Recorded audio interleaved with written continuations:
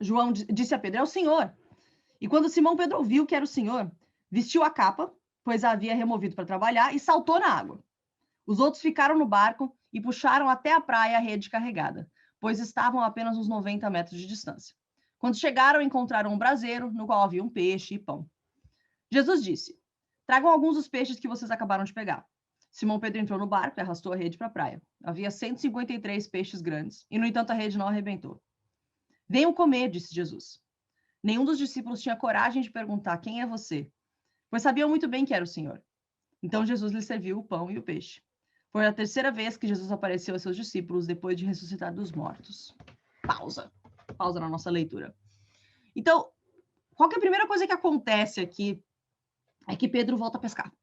E a passagem não é clara sobre isso, mas juntando esses pedaços da história, eu imagino que talvez, eu não sei se foi um voltou a pescar por hoje, porque precisa de peixe, ou só essa noite. A impressão que eu tenho é que se Pedro realmente estava se sentindo não mais parte, né, ou incluindo Pedro, ele talvez tivesse voltado a pescar como, tipo, ok, é isso que eu vou fazer agora, porque eu era pescador, certo? Eu era pescador de peixe, é isso que eu sei fazer da minha vida, então eu vou lá pescar, vou voltar pro barco, vou pegar minha rede, vou pegar peixe, é o que eu sei fazer. E aí ele vai, outros vão junto com ele. Eles têm mais uma pesca frustrada, né? A gente leu, essa cena é bem parecida, inclusive, com aquela de Lucas 5. Inclusive, é legal a gente ter essas duas cenas em mente, assim, ao ler essa aqui. Né? Ele tem mais uma pesca frustrada. Foram pescaram a noite toda. Não deve ser algo tão raro, né? Não devia ser algo, nossa, nunca acontece. Mas eles, Mar da Galileia, estão em casa, super conhecem a região, não pegaram nada de novo. E eles têm mais uma ordem inesperada ali. Né? De novo, tem alguém dizendo, não, ó, pescaram a noite inteira. E alguém diz, joga do outro lado. Joga do lado direito. De novo, eles obedecem. Eles, tá bom, vamos, talvez a essa altura eles já tivessem, inclusive com Jesus vivo, né? Ah, Jesus está vivo, qualquer coisa pode acontecer, vamos lá. Já vimos esse filme antes, inclusive, então vamos jogar. Jogam a rede, tem mais um milagre, né, na hora, João reconhece, é Jesus, é o Senhor está ali na praia. Para mim, o que é incrível nessa cena é que a reação de Pedro é completamente nova. Alguma coisa aconteceu nesses 3 anos que eles passaram juntos. Se você lembra da cena de Lucas 5, né? A gente comentou hoje no comecinho da aula, ao recapitular. A cena em Lucas 5, quando Pedro vê que é Jesus e reconhece quem é Jesus, de certa forma, ele se encolhe, assim, sabendo que ele é pecador, se encolhe e fala, se afasta de mim, que eu sou pecador, o Senhor é santo. Ele tem essa reação de fugir, né? De se encolher e ficar longe. Só que nessa cena, em João 21, algo aconteceu do que ele foi absorvendo ao longo desses 3 anos, porque a reação dele, o versículo 7 fala ali, em vez de Pedro se encolher, ele tira a capa e pula na água em direção a Jesus. E eu fico imaginando, se eles não tinham tido ainda uma conversa 1 a 1, que eu imagino que não, porque eles têm daqui a pouco,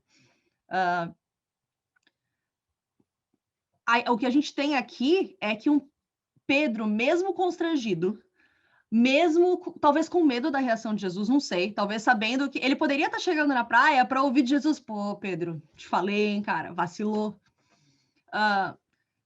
Não importa, talvez ele soubesse que Jesus não ia reagir assim, não sei, mas mesmo se ele fosse reagir assim, alguma coisa fez com que Pedro decidisse que valia mais a pena ele estar com Jesus e ele estar perto de Jesus, mesmo se fosse para levar xingão, mesmo se fosse para ele ser repreendido. Então, Pedro, ainda constrangido, ainda envergonhado, assim, muito ciente de que ele era pecador, muito ciente, talvez mais ciente do que em Lucas 5. Ele se joga na água e nada em direção a Jesus. Para mim, isso assim, é épico das coisas que ele foi aprendendo ao longo do tempo. Né? Talvez ele viu quando a mulher adúltera não foi apedrejada por Jesus. E ele viu várias dessas cenas de Jesus estendendo graça para pecadores, inclusive ele mesmo. E então ele se joga e vai nadando até Jesus. E é engraçado, né? Porque a passagem conta, né, que eles estavam sentados ali, ninguém ousava perguntar quem é você, eles sabiam que era Jesus, mas devia ter aquela reação, talvez de não saber como reagir, não sei, mas de estar na presença do Senhor. Eles estão de novo ali sentados, na presença de Jesus, talvez Jesus quebrando o gelo, não sei. Para Pedro, provavelmente ainda tinha um gelo enorme, até conversar. Quando você tem um conflito com alguém, né? A gente consegue identificar, até você conseguir conversar e resolver isso, você fica pendurado. Pode até curtir o momento, mas você vai ficar pendurado. E aí eles conversam. Chega, depois de tomar esse café da manhã, né, peixe, pão ali, a impressão que a gente tem na passagem seguinte, versículos 15 a 17, é de que Jesus chama Pedro para o lado, assim, porque é uma conversa só entre eles dois, que é o grande ponto de virada da caminhada de Pedro aqui, pós-negação, pós-descobrir o quanto ele é falho. Se ele não sabia antes, agora ele sabe. Vamos ler esses versículos aqui do 15 ao 17, trecho curtinho. Versículo 15. Depois da refeição, Jesus perguntou a Simão Pedro: Simão, filho de João, você me ama mais do que esses? Sim, senhor, respondeu Pedro. O senhor sabe que eu o amo. Então alimente meus cordeiros. Jesus repetiu a pergunta: Simão, filho de João, você me ama? Sim, senhor, disse Pedro. O senhor sabe que eu o amo. Então cuide das minhas ovelhas, disse Jesus. Pela terceira vez ele perguntou: Simão, filho de João, você me ama? Pedro ficou triste porque Jesus fez a pergunta pela terceira vez. E disse: O senhor sabe de todas as coisas. Sabe que eu o amo. E Jesus disse: Então alimente minhas ovelhas. É uma passagem, ela é bonita. À primeira vista ela já é bonita, mas ela é um pouco confusa para a gente em português, inclusive, porque parece tá repetindo três. Para que repetir? Por que ficou triste? Mas um ponto chave para a gente entender essa passagem aqui é que existem duas palavras, 3 ou 4, na verdade, palavras em grego para amor. Mas aqui nessa conversa tem duas que estão sendo usadas. E isso passa batido para a gente lendo em português. Né? As duas são amor, mas elas têm sentidos diferentes. As duas palavras que aparecem aqui são essas aqui, é filéu e agapau. Estão conjugados, né? Mas filéu e agapau. Filéu é um amor. Ele é amor, ele é um amor fraternal. Ele é um amor eu gosto muito. Ele não é que seja um amor falho, nem não é negativo, mas ele é limitado, ele é filéu, ele é um amor, gosto muito, amor fraternal. Agapau, ele é um amor completo, ele é um amor incondicional, ele é o amor de Deus pra gente, é o agapau.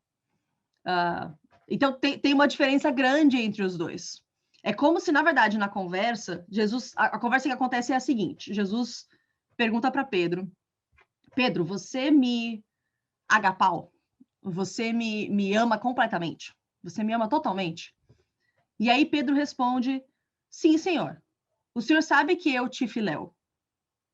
O senhor sabe que eu gosto de você, que eu amo. Eu amo, mas esse amor limitado. Esse amor filéu. Então, cuida das minhas ovelhas.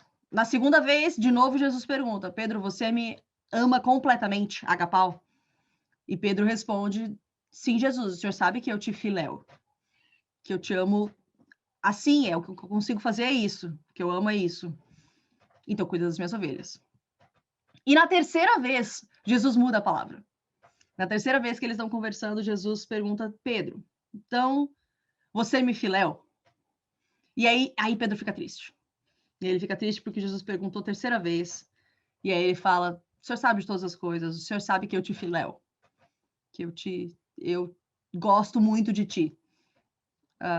Então cuida das minhas ovelhas. Para mim, essas duas palavras, elas marcam muito a sinceridade de Pedro na limitação dele, sabe? É como a partir desse ponto, Pedro não está mais naquela arrogância ingênua que a gente viu há poucas cenas atrás, de alguém que acha que consegue tudo, sabe? Aquele que não, mas eu vou para a prisão, eu vou para a morte contigo, Jesus.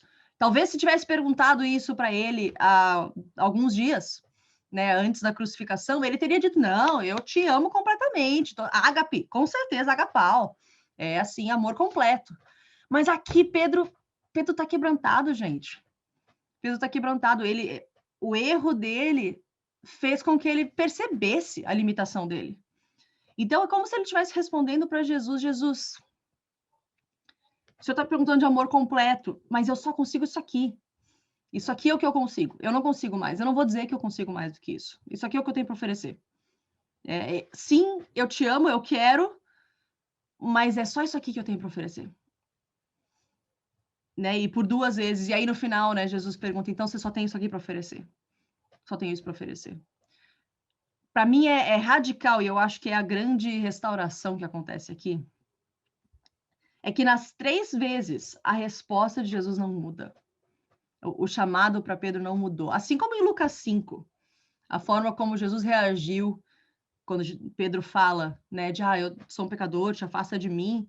Jesus não vai embora, ele não fala, tem razão. João, aqui acontece a mesma coisa. Quando Jesus chega para ele, né, e fala, tá, então tu só consegue me oferecer isso. O teu amor é incompleto. O teu amor é limitado. E Pedro diz que sim. Jesus de novo não faz isso, tá? Então beleza. Então valeu, Pedro. Tiago. O chamado que ele tinha para Pedro não muda, não muda. É como se, e não é como se Jesus não soubesse da limitação de Pedro. Ele já sabia. Era uma conversa, eu acredito, para mostrar para Pedro que essa limitação dele não desqualifica. Não desqualifica. O fato de, imagina, não tá, então Pedro, você só consegue isso, só consigo isso, Jesus. Então vai lá e cuida das minhas ovelhas. O chamado não mudou. Não mudou de quando ele dizia, você me ama completamente. Então Pedro aqui, quebrantado, humilde, admite as limitações e fala, Jesus, eu não consigo mais que isso. Eu sei que devia, mas eu não consigo mais que isso. E Jesus fala, beleza, vai fazer o que eu te chamei para fazer.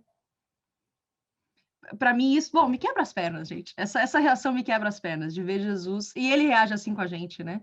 Até hoje, é essencial a gente ter essa noção, e isso em geral vem com falhas, né? Vem com a gente bater a cabeça na parede, vem com a gente errar e perceber quem a gente é e as nossas limitações.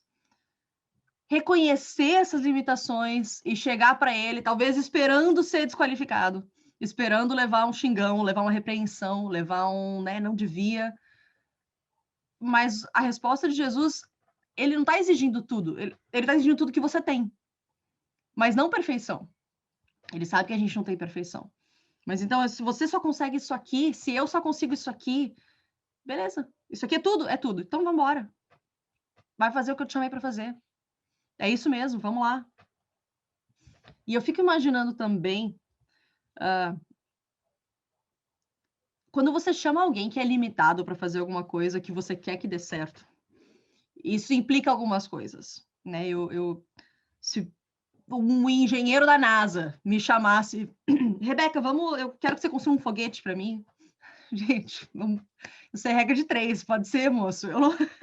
Eu sou péssima nisso, eu jamais saberia construir um foguete. E se ainda assim a pessoa insistisse, não, beleza, mas vamos lá. A primeira coisa que eu certamente concluiria cegamente, assim, se ele quer que funcione, que dê certo, que era o caso de Jesus, é que ele ia estar junto. Esse engenheiro aí, ele ia estar junto, ele ia ter que estar supervisionando, como qualquer um de nós faria, na verdade, né? Você pede para uma criança fazer alguma coisa, você vai acompanhar ela fazer aquilo, se você quer que dê certo. E é o caso, para mim, está implícito, inclusive, nesse chamado e nessa conversa de Pedro declarar a limitação dele, de Jesus dizer, vai fazer o que eu te chamei para fazer e eu vou estar junto. Eu vou estar junto. E, de fato, ele já tinha prometido o Espírito Santo e logo a seguir a gente vê essa cena. Mas ele vai estar... Quer fazer o impossível? Eu vou estar junto. Sabe? Tem que estar, senão eu sei que não vai dar certo. Eu estou te chamando para fazer algo que é maior do que você. É isso mesmo. É isso mesmo. Então, ele é um chamado à dependência. Ele é um chamado à dependência. E Pedro entende isso. Então, a gente tem, depois dessa conversa, esse ponto de virada de Pedro,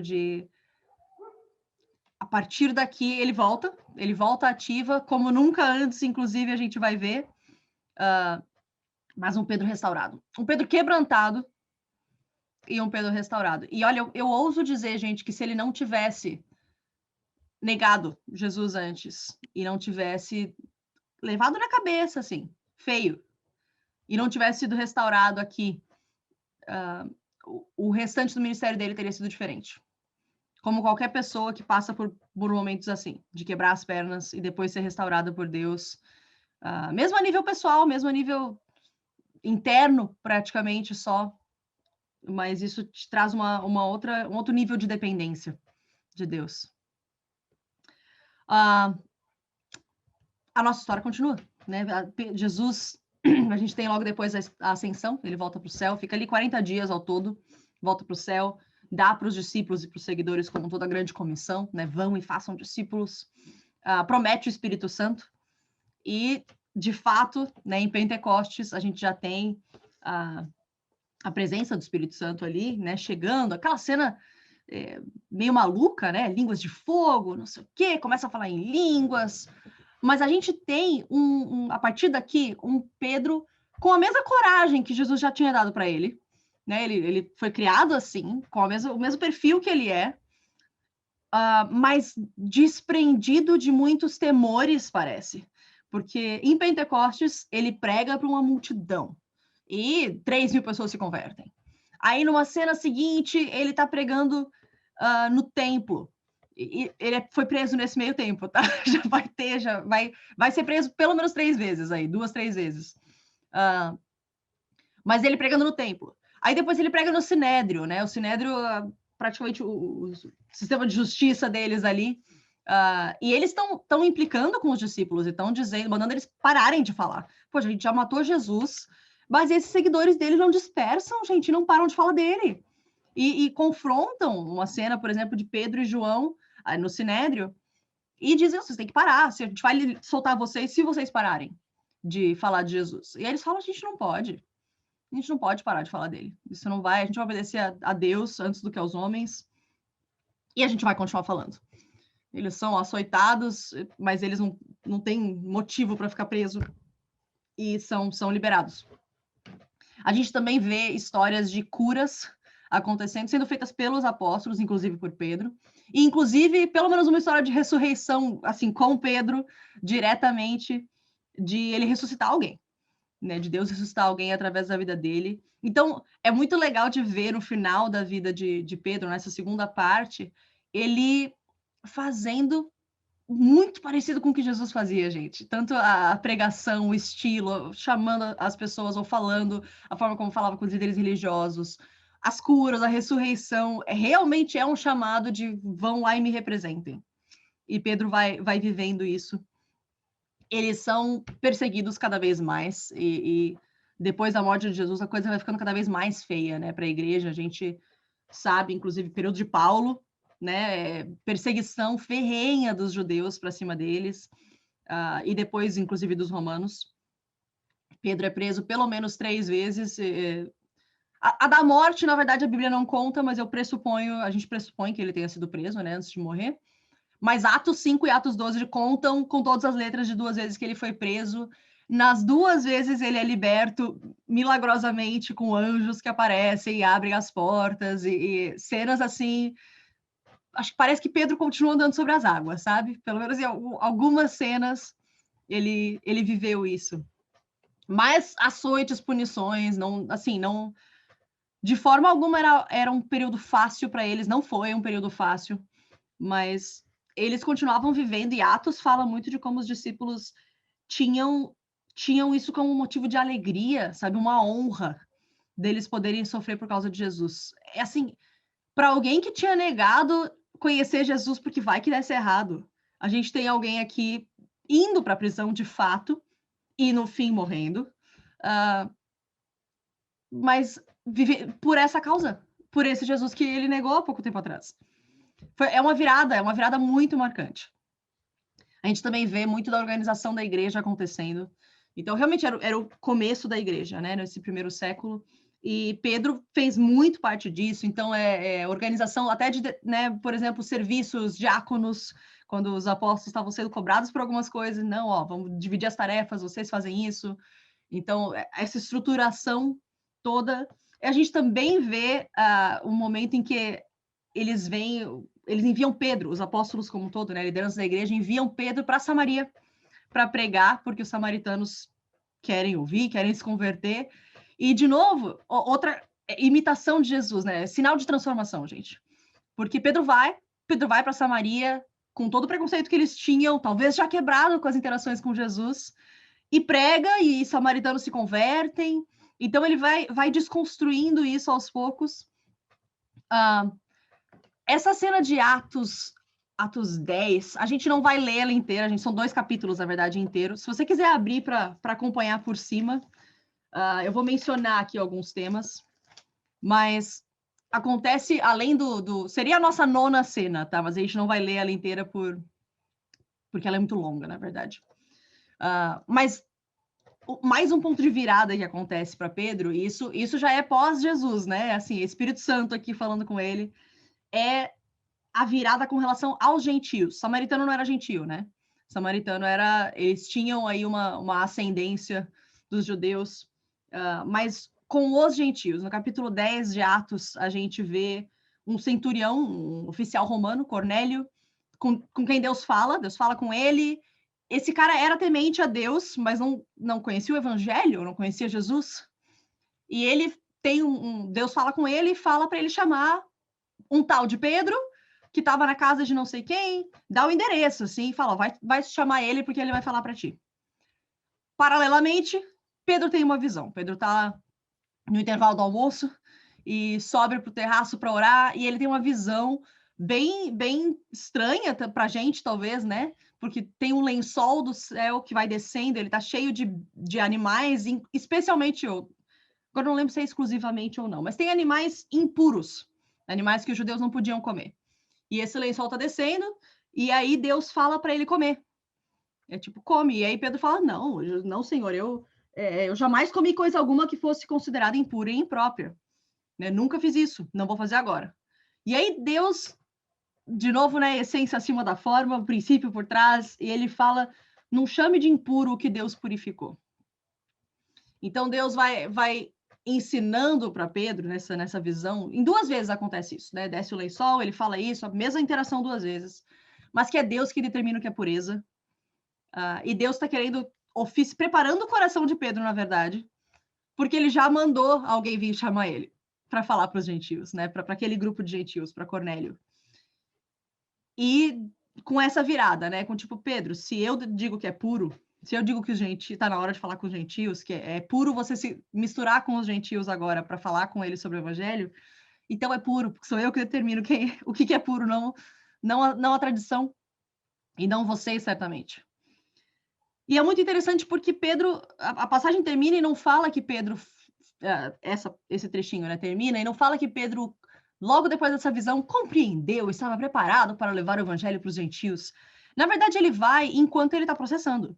Ele fica pensativo. Né? Enquanto ele termina essa visão, chega o servo do tal do Cornélio para chamar ele, e Pedro vai. Mas a gente vê isso nele. Ele é uma obediência enquanto ele processa. Eu acho que, para mim, isso é princípio para a gente, para a vida, né? Se algo que Deus falou, eu não preciso ter compreendido completamente. Deus é gentil de me explicar, na maioria das vezes, nem sempre. Mas eu não preciso entender completamente. Se Deus me mandou obedecer, eu posso ir e eu vou processando no caminho, mas eu vou obedecer. Primeiro eu obedeço, depois eu processo. Essa é a ordem.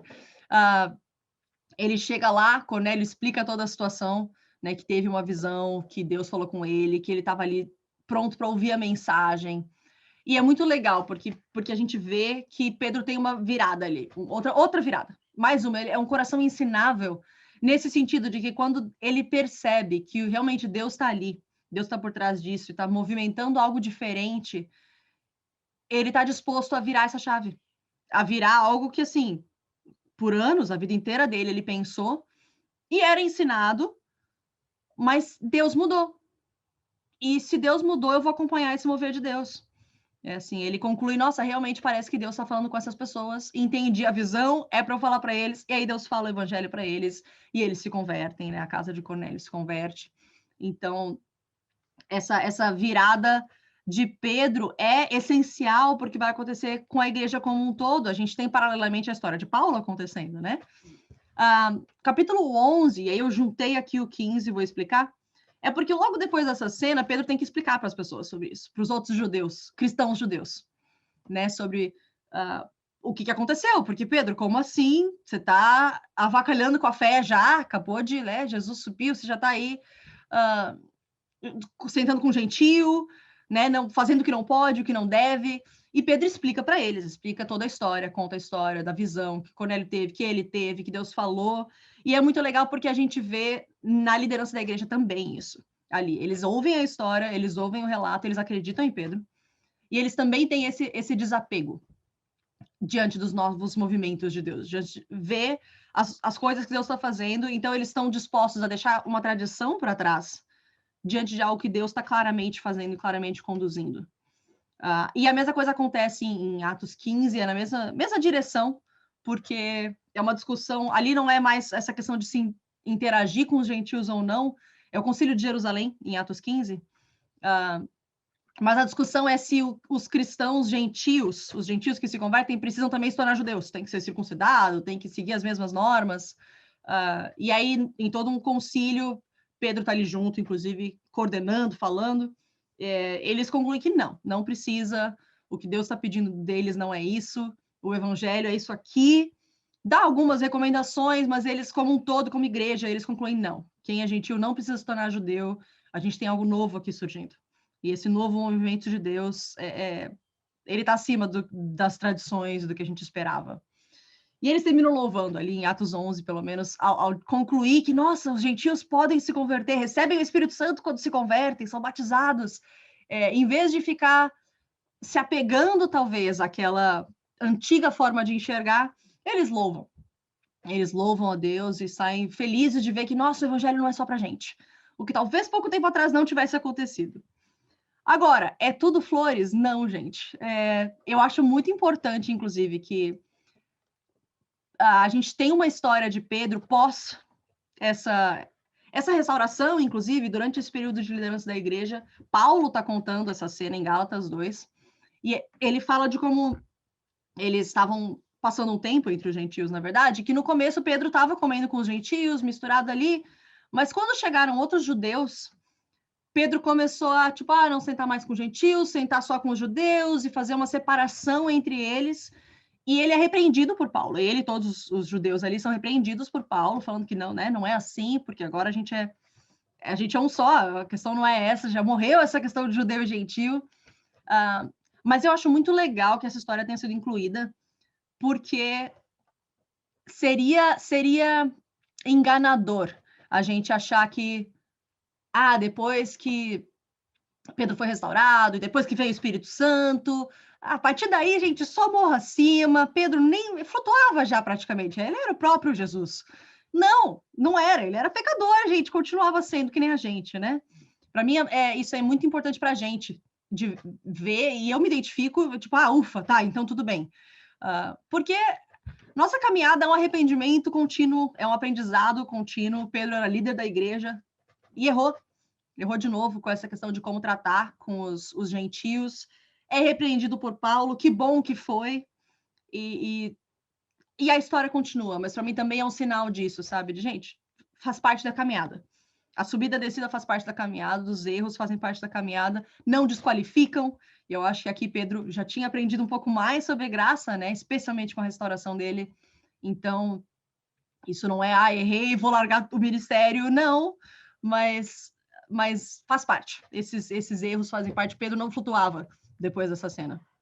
A igreja vai se expandindo muito. A gente tem o ministério de Paulo aí, né? Atos, segunda parte de Atos conta muito o ministério de Paulo, as viagens missionárias, muito entre os gentios. As cartas, né, ao longo do Novo Testamento vão contando isso. E duas delas, né, escritas por Pedro, 1ª e 2ª Pedro. A gente não vai poder ler, mas se você quiser ler ao longo da semana, eu acho super legal poder ler essas cartas com essa perspectiva da história de Pedro agora. As duas cartas, elas eram cartas circulares, elas foram escritas para várias igrejas, né, diferente de Tessalonicenses, que, enfim, essas para cidades específicas, que eram para aquela cidade, provavelmente circularam também, mas eram para uma cidade específica. 1ª e 2ª Pedro não, elas eram circulares, provavelmente escritas ali por volta de 64 a 66 depois de Cristo, e o que não, elas não estão datadas, né? mas o que os estudiosos dizem é que porque Pedro provavelmente morreu, e já vamos comentar disso, no Império de Nero, que terminou em 68. Então foi ali no finalzinho, e algumas das coisas que Pedro menciona na carta, por exemplo, outras cartas de Paulo, jogam esse começo aí, entre 60 e 68, sem dúvida, mas provavelmente nesse período aqui, bem no final da vida dele. E acho muito interessante os temas das cartas, porque 1 Pedro fala sobre várias coisas, mas um dos temas principais é sofrimento, porque a igreja está sofrendo perseguição, né? Está sofrendo, e 1 Pedro foca nisso. 2 Pedro foca especialmente em falsos ensinos que estavam rodando pelas igrejas, pela região ali. E eu acho, especialmente 1 Pedro, eu acho, assim, poético quase, o fato de Pedro estar encorajando eles com essa relação ao sofrimento. De novo, esse é o Pedro que lá atrás da nossa história que a gente viu, estava repreendendo Jesus porque não vai sofrer. Que isso, Jesus, não fala uma coisa dessas. Sofrimento não é de Deus. É quase isso.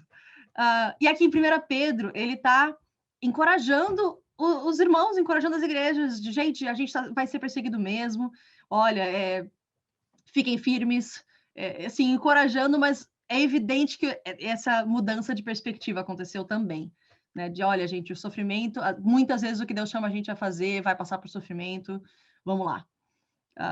2 Pedro é a mesma coisa, né? Ele está corrigindo alguns ensinos falsos que estão rodando e ensinando, inspirado pelo Espírito, né, gente? É muito legal ler nessa perspectiva. A gente não tem registros oficiais da morte de Pedro, a gente não tem registros bíblicos, né? A Bíblia não conta sobre a morte dele. João 21, a mesma passagem da restauração, Jesus menciona brevemente, assim, ele menciona como...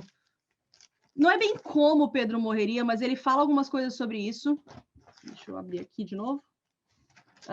Ele só menciona ali, versículo 18 e 19, que Pedro, eu lhe digo a verdade, quando você era jovem, podia agir como bem entendia, vestia-se e ia onde queria. Mas quando for velho, estenderá as mãos e outros o vestirão e o levarão para onde você não quer ir. Jesus disse isso para informá-lo com que tipo de morte ele iria glorificar a Deus.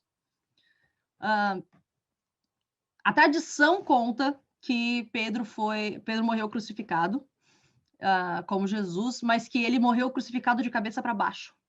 Que ele teria pedido que fosse de cabeça para baixo, porque ele não era digno de morrer da mesma forma que Jesus, da mesma maneira que Jesus. A gente não tem como ter certeza que foi assim, isso é a tradição, mas é o que a gente tem de relato da morte dele. Mas eu acho legal, no versículo 19, ali em João 21, para informá-lo com que tipo de morte ele iria glorificar a Deus. O fato é que a gente pode saber que Pedro foi até o fim, terminou a corrida, isso aí foi Paulo falando, mas Pedro também terminou a corrida e glorificou a Deus até com a morte. Então a gente tem um outro homem aqui no final da caminhada dele, o que me dá esperança e de certa forma curiosidade para o final da minha. Eu queria terminar, gente, só com um trechinho de 2 Pedro. Eu joguei ele aqui na tela, se vocês quiserem olhar junto aqui. É 2 Pedro, capítulo 1 mesmo, e ele está falando sobre... Eles estavam sendo acusados, na verdade, de, assim, desacreditar, descredibilizar os apóstolos e os discípulos com relação a alguns ensinos. E aí ele fala isso aqui. Ele diz, é apropriado que, enquanto eu viver, eu continue a lembrá-los dessas coisas. Pois o nosso Senhor Jesus Cristo me mostrou que em breve eu partirei dessa vida. Isso aqui bem no finalzinho da vida dele. Por isso eu me esforçarei para que vocês sempre se lembrem dessas coisas depois da minha partida. Nós não inventamos histórias engenhosas quando lhes falamos da poderosa vinda do nosso Senhor Jesus Cristo. Nós vimos com os nossos próprios olhos o seu esplendor majestoso. Prestem muita atenção ao que os profetas e os apóstolos escreveram, pois as suas palavras são como lâmpada que ilumina um lugar escuro, até que o dia clareie e a estrela da manhã brilhe no coração de vocês. Ele termina a carta de 2 Pedro, são as últimas palavras que a gente tem de Pedro, com isso aqui. Cresçam na graça e no conhecimento de nosso Senhor e Salvador Jesus Cristo. A ele seja glória agora e para sempre. Amém. Gente, pausamos aqui nosso estudo com o tempo aqui na trave. A gente correu, panorama de vida é sempre corrida, gente. Mas Para mim, Pedro é um dos meus personagens preferidos desde que eu estudei ele, assim, me identifico com um monte de coisa. E, como eu falei, cheio de lição, cheio de encorajamento para a gente, né? A gente limitada que nem ele. Então, temos uns minutinhos aí. Acho que eu vou abrir, não sei se alguém tem algum comentário.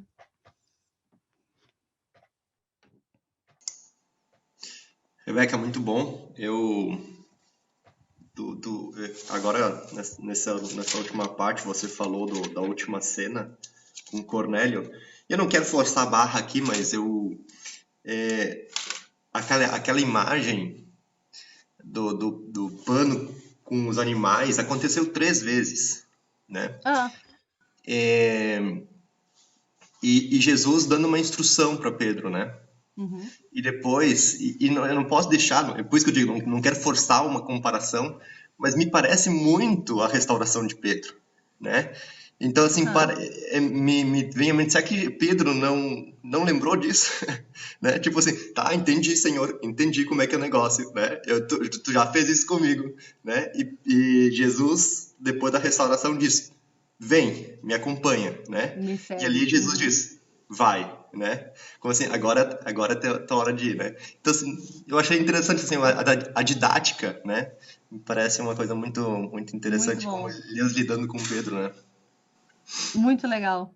Que conexão legal, Stefano. Não tinha pensado nisso, mas é verdade, é verdade.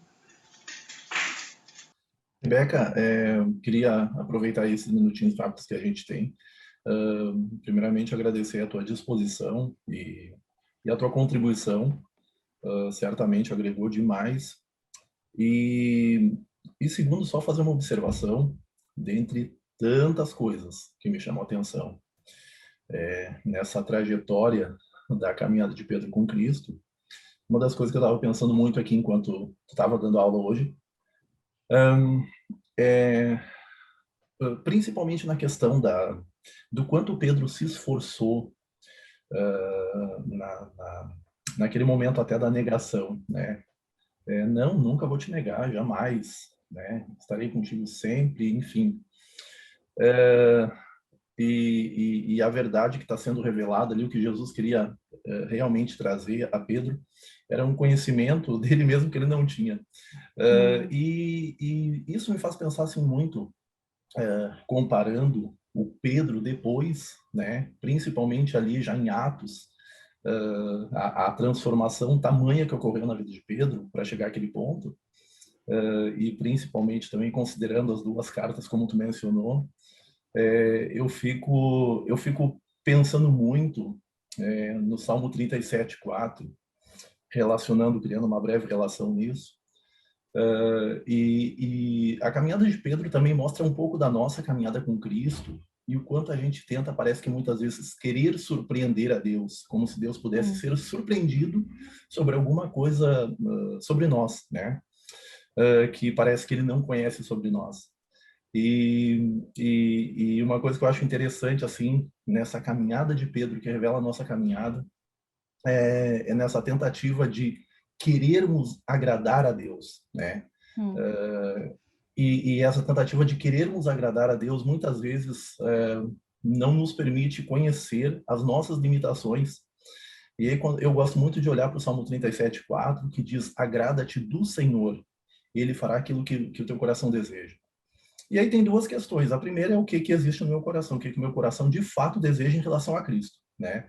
E aí a segunda questão é não tentar agradar o Senhor sem antes me agradar dele, né? Muito bom. Então, assim, eu acho interessante essa relação com a caminhada de Pedro. Eu vejo muito isso na vida de Pedro, que também revela muito da nossa caminhada e o quanto muitas vezes a gente é tentado a isso, né? De, primeiramente, tentar agradar a Deus como se nós pudéssemos surpreender a Deus, sem antes a gente, de fato, se agradar de Deus e assim poder agradar a Ele, glorificar Ele com a nossa humilhação, né, primeiro, e assim conseguir sensibilizar o nosso ouvido e atender o chamado dele. Então, assim, tem muita conexão na vida de Pedro, assim, que, que me desperta a atenção, assim, mas uma breve conexão que eu achei interessante foi nesse momento, assim, da da negação de Pedro e o desenvolvimento dele até o final, né? Como a gente viu. Então, achei interessante isso. Não, muito bom, muito bom. Não, a gente vê isso é algo em várias das cenas, né? Pedro ansiava por essa comunhão com Jesus. Isso era fato. Pode ser do jeito errado, assim, atrapalhado, mas ele ansiava por isso, né? E acho que realmente foi um ponto de virada ali nessa dependência dele. Dependência, mas realmente de partir de um se agradar de Deus primeiro, né? Muito legal, Rogério. Gente, eu sei que o nosso tempo aqui já foi. Queria agradecer pela persistência de vocês todos aqui, 5 semanas, cedinho, com frio, mas foi um prazer, um privilégio para mim poder participar aí, dando as aulas. Valeu, Rebeca. Podemos terminar mais uma vez com uma oração? Por favor. Não sei se Daniel quer agradecer aí, por favor. Com certeza, com certeza. Senhor nosso Deus, muito obrigado, Pai, pela Tua palavra, pelo modo como vidas são descritas na Tua palavra de uma forma tão humana e não fantasiosa. Obrigado pela vida do nosso irmão Pedro, alguém que lutou com dúvida, com arrogância, com uma certa ingenuidade, mas alcançou uma maturidade ao desejar caminhar contigo. Isso nos encoraja, Pai. Agradeço também pelo esforço da Rebeca em preparar esse material e pelo nosso privilégio de sermos expostos à Tua palavra. Continua trabalhando em nosso coração, de forma que, como falou o Rogério, nós primeiro nos preocupemos em nos agradarmos de Ti, para daí então agradarmos a Ti. E, em última análise, Pai, o nosso agradecimento vai a Ti pela Tua graça, Tua misericórdia em nossas vidas. No nome de Jesus é que nós oramos. Amém.